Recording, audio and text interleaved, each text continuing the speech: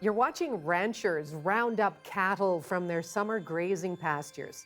In Sunset Prairie, BC, 4,000 cattle are herded into a circular communal corral that's one of a kind. And Vancouver filmmaker Nettie Wild watched aerial shots of this activity, and that led her to make her latest film. It's called Roundup. Nettie, hello again. Hi there. Well, it's nice to have you back, but just what exactly are we seeing there in Roundup?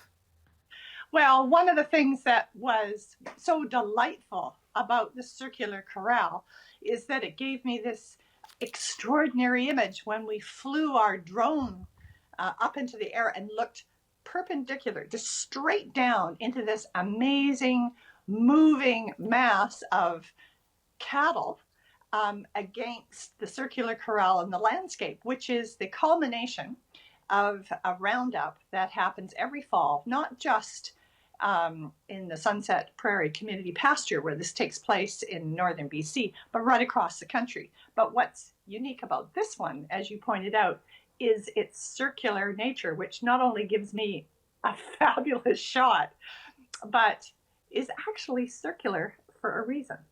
Okay, which is? That it is built to calm the cattle instead of box them in.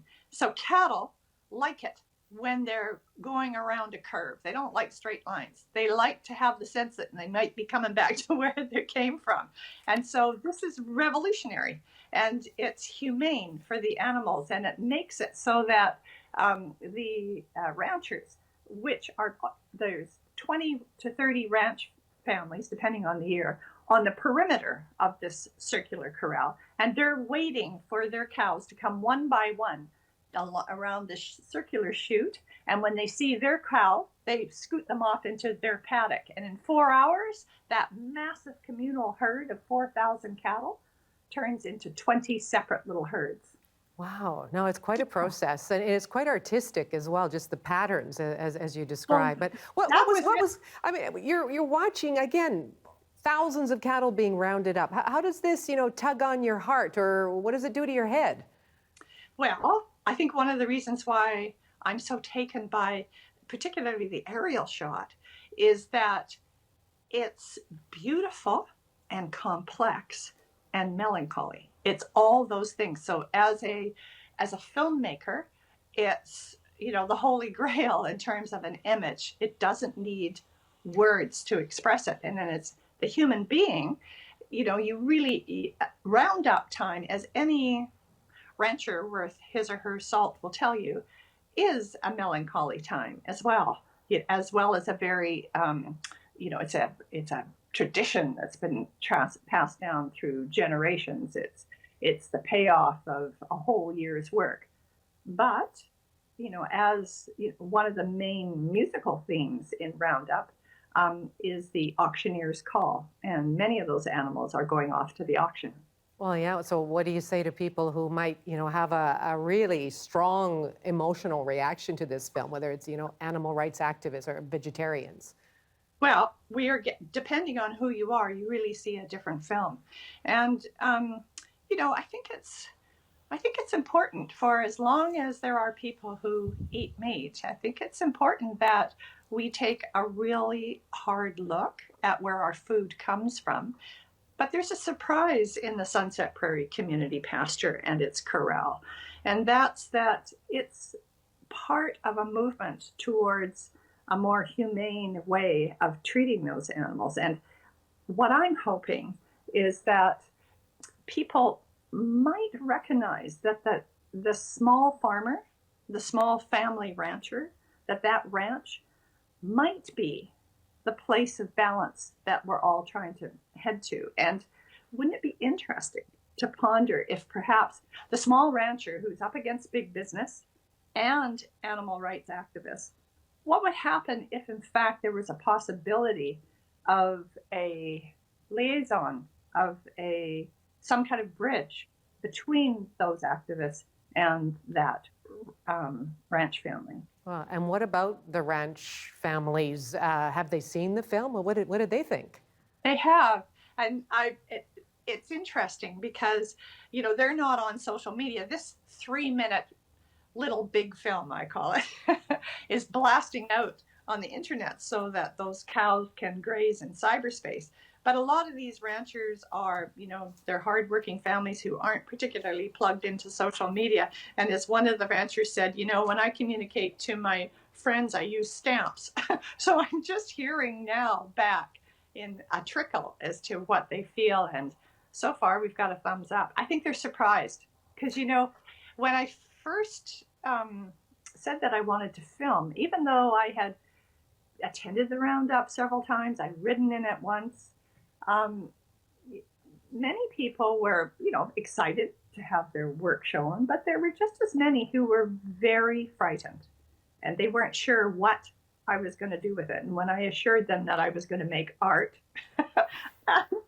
didn't necessarily calm their fears, but I think that they're surprised at the shape, at the art of the poetry that we found in the way that they work. And it's really interesting to see what the debate is out in social media. It's